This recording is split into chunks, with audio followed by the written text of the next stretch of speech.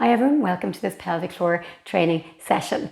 The research is saying that we should be doing our exercises 2 to 3 times daily and that we should continue them for up to 6 months to see an improvement in pelvic floor symptoms. So it's also saying that supervised pelvic floor training works better than unsupervised pelvic floor training, which probably isn't very practical in real life. So this video is my attempt to supervise your pelvic floor exercise sessions to get the most out of them. We're going to do some slow contractions, some fast contractions, and we're going to talk a lot about technique. What's really important is that if you get lost in these exercises or you feel you don't really feel the difference between a squeeze and a release, I would recommend going to a women's health physiotherapist and getting an examination and assessment, because there you'll get the feedback to know how you're doing your exercises, and if you're not doing them properly, how you can do them properly. So it's always a really good place to start with good technique. Otherwise, follow my cues, see how you get on, and I hope you enjoyed this video. Thank you.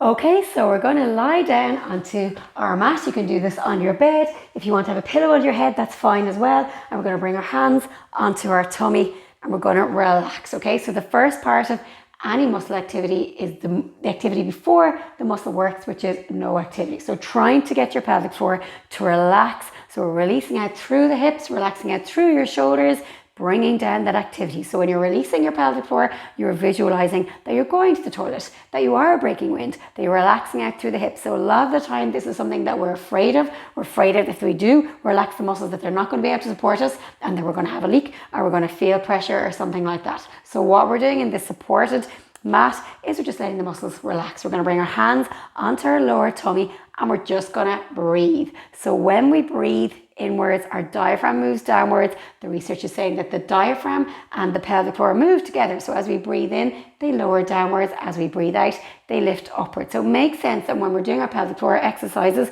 exercise strengthening, that we go with that natural movement. Okay, so we breathe in, let the tummy rise, feel the ribs moving outwards, and we breathe out and let your tummy fall. So this might seem very, very simple to most of you, but some of you might find that as you breathe in, instead of your tummy relaxing outwards, that it's tending to pull inwards. And this could be sort of like an uncoordinated breathing pattern. It can be developed through stress, it can be developed through pregnancy, it can be developed with pain, or it could be developed through posture, that you have this feeling that you should be holding in your tummy to keep your pelvic floor supported. So we're just going to try and undo that habit if that's the habit you have, or just relax away as you're breathing. Breathe in through your tummy and breathe out, letting your tummy fall. All the time your pelvic floor is nice and relaxed. Breathe in through your tummy and breathe out through your tummy, letting it fall. Breathe in again and breathe out. So as you're getting used to that nice relaxed breathing, bring your attention to your pelvic floor, which should also be nice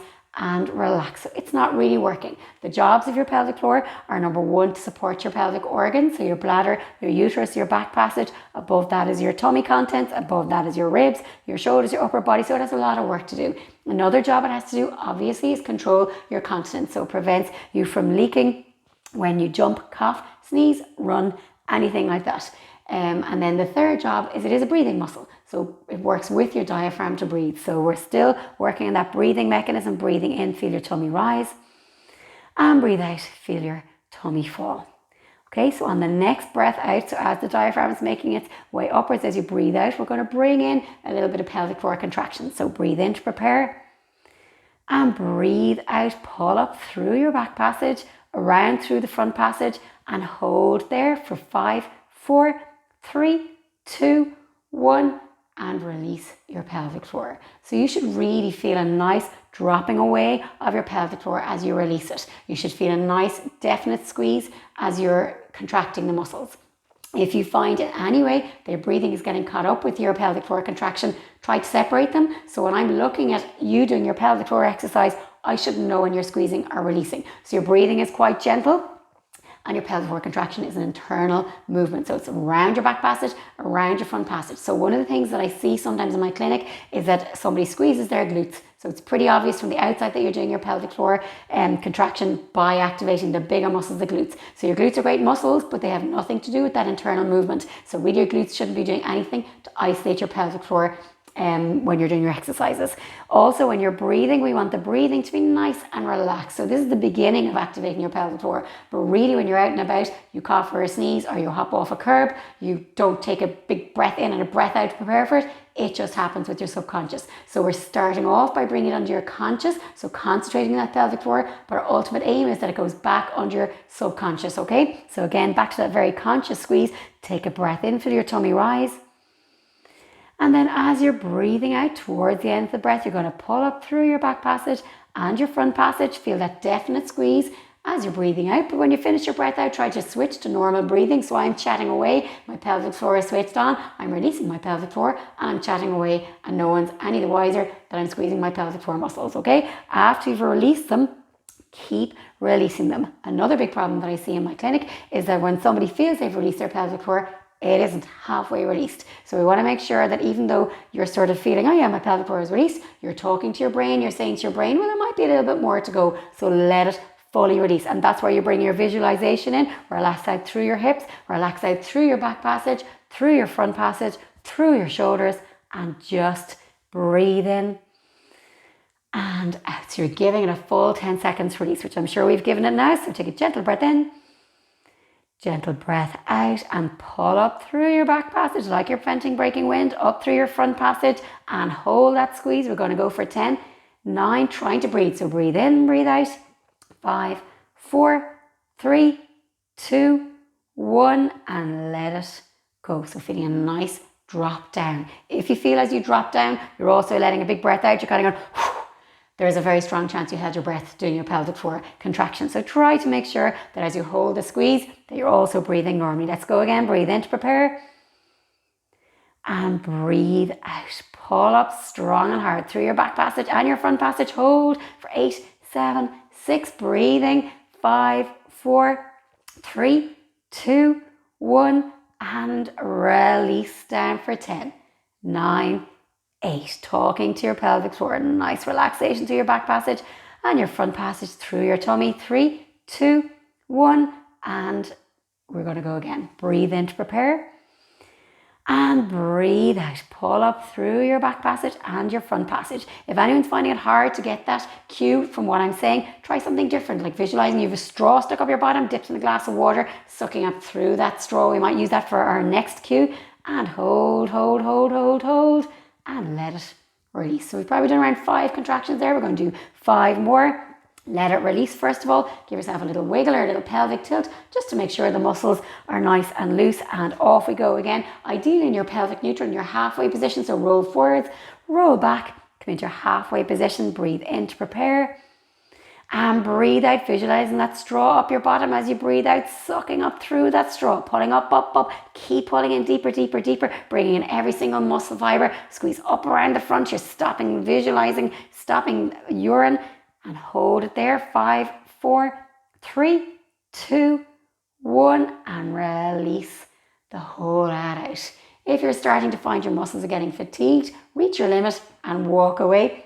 Or just do a few pelvic tilts and come back in with me after the next few reps. Otherwise, keep going. Breathe in to prepare. And breathe out, pull up strong and hard. So make sure you're not getting any clenching through your tummy. Yes, you're going to feel a little bit of switch onto the deeper tummy muscles across your tummy, your transverse abdominis muscles, but we shouldn't be feeling those rectus, those six-pack muscles kicking in. They should be nice and relaxed. So make sure you're not clenching, make sure you're not holding your breath, and release your pelvic floor. So again, going back to the idea that if somebody's watching you doing your pelvic floor, they shouldn't be able to see that you're doing your pelvic floor. Practice that release. Keep going. 4, 3, 2, 1. Breathe in to prepare. And breathe out. Pull up through your back passage, through your front passage, through that imaginary straw. Hold it there for 7, 6, 5, 4, 3, 2, 1. And release all the way down for 8, 7, 6. Give your pelvis a little wiggle, making sure you're ready for those last 2 squeezes. 2 and 1. Breathe in and breathe out. Give it everything. Pull up through your back passage, up through your front passage, making sure you're not feeling anything in your tummy muscles at the top, but that you're feeling a little bit of tension. This is the exact same way we activate our core for the Pilates we're going to be doing later on. So really, this is your fundamental movement when it comes to Pilates, when it comes to core, when it comes to even thinking about layering it up in terms of running, higher intensity, weights, anything like that. Release your pelvic floor for 10, 9, 8, 7, 6, 5, 4, 3, 2, 1, and we're ready to do our fast squeezes. So again, in my clinic, often I start with the slower 10 seconds on, 10 seconds off, and only when we've mastered the squeeze, followed by good release, do I start bringing in fast contractions. Because sometimes when we read it on paper, we feel like we should just go squeeze, squeeze, squeeze, squeeze, squeeze, squeeze, squeeze, and that's just building up a whole load of tension in your pelvic floor. Whereas really we want to squeeze, release, squeeze, release, squeeze, release. Okay, so we're going to do that now. If you find it too much, just do a few more 10 seconds on, 10 seconds off. Okay, so we're going to go. So with this one, we're not thinking as much of the breathing as thinking about just getting those squeezes with a full release. So concentrate on the feeling of the squeeze and the feeling of the release, and off we go. Pull up through your pelvic floor. 1, 2, release. 1, 2, 3. Pull up. 1, 2, release. 1, 2, 3. Pull up. 1, 2, 3. Release. 1, 2. Pull up. 1, 2, 3. Release. 1, 2. Pull up. 1, 2, 3. Release. 1, 2, 3. Pull up. 1, 2. Release. 1, 2, 3. Pull up. 1, 2. Release. 1, 2, 3. Pull up. 1, 2. Release. 1, 2, 3. Pull up. 1, 2. Release. 1, 2, 3. Pull up. 1, 2. Release.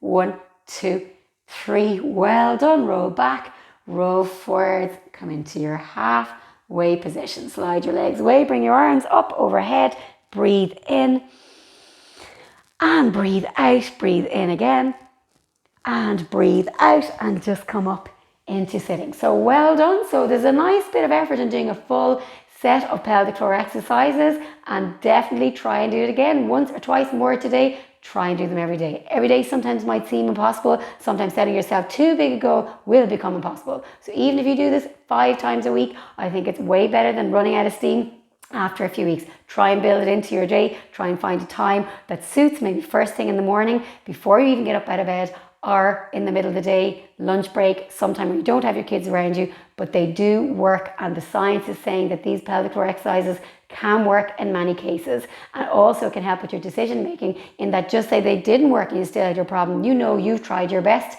and you know then that the time is right to go on and look for other help. So these exercises are always so valuable at any time in your life. If you're